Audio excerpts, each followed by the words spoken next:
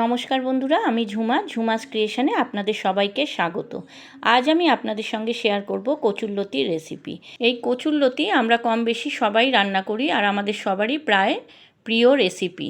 আর এটা অনেক রকমভাবেই অনেকে রান্না করে, তবে আজ আমি যেভাবে রান্না করেছি আপনাদের সঙ্গে সেটাই শেয়ার করতে এসেছি। তাহলে চলুন কথা না বাড়িয়ে আমি শুরু করি কচুরলতির রেসিপি।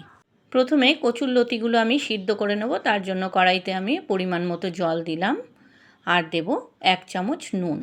এরপর কচুরলতিগুলো আমি এতে দিয়ে দেব। কচুরলতিগুলো ভালো করে আঁশ ছাড়িয়ে ছোট ছোট করে টুকরো করে কেটে নিয়েছি। কচুরলতিগুলো দিয়ে আমি কড়াইটা ঢেকে দেব মিনিট 5-7 জন্য গ্যাসের ফ্লেম হাই করে। কচুরলতিগুলো খুব বেশি সিদ্ধ করব না, 50% সিদ্ধ হয়ে গেলে আমি এটা জল ঝরতে দিয়ে দেব। দেখুন কচুরলতিগুলো কিন্তু সিদ্ধ হয়ে গেছে। এবার আমি স্ট্রেনারে জল ঝরতে দিয়ে দিলাম। এরপর কড়াইতে পরিমাণ মতো সর্ষের তেল দিলাম। তেলটা গরম হলে সামান্য একটু কালো জিরে আর 2টো শুকনো লঙ্কা চিড়ে দিয়ে দিলাম। শুকনো লঙ্কাটা দেওয়ার পর আমি এতে একটা বড় সাইজের পেঁয়াজ কুচি দিয়ে দিলাম। আমি এটা পেঁয়াজ রসুন দিয়ে করেছি, যেহেতু চিংড়ি মাছ বা কোনো ইলিশ মাছের মাথা দিয়ে করিনি, তাই একটু পেঁয়াজ রসুন দিলে খেতে কিন্তু ভালো লাগে।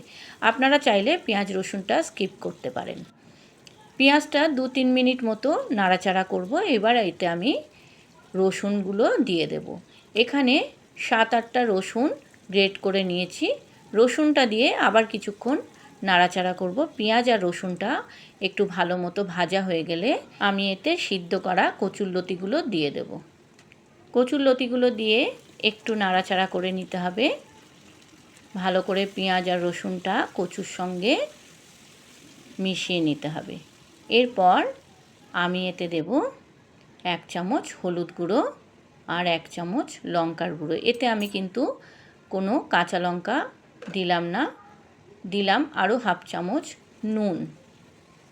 যেহেতু কচুরলতি সিদ্ধর সময় 1 চামচ নুন দিয়েছিলাম, তাই এখন 1/2 চামচ নুন দিলাম।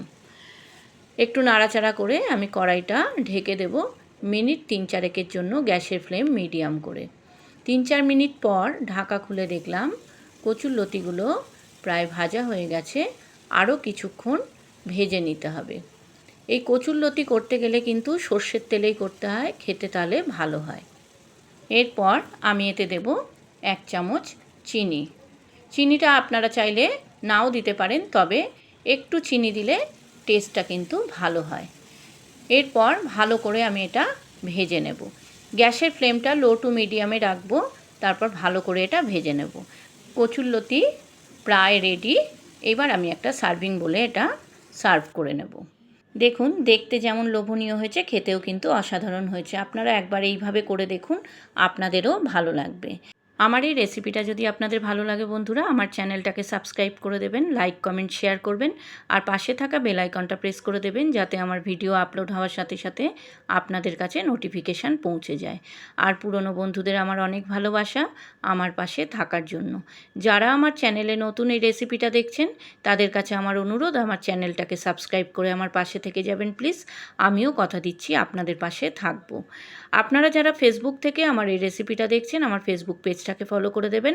আর যারা ইউটিউব থেকে দেখছেন, আমার ইউটিউব চ্যানেলটাকে সাবস্ক্রাইব করে আমার পাশে থেকে যাবেন প্লিজ। আপনারা ভালো থাকুন, সুস্থ থাকুন। আবার আসবো আমি অন্য দিন অন্য কোনো রেসিপি নিয়ে। আজকের মতো চলি। ধন্যবাদ বন্ধুরা।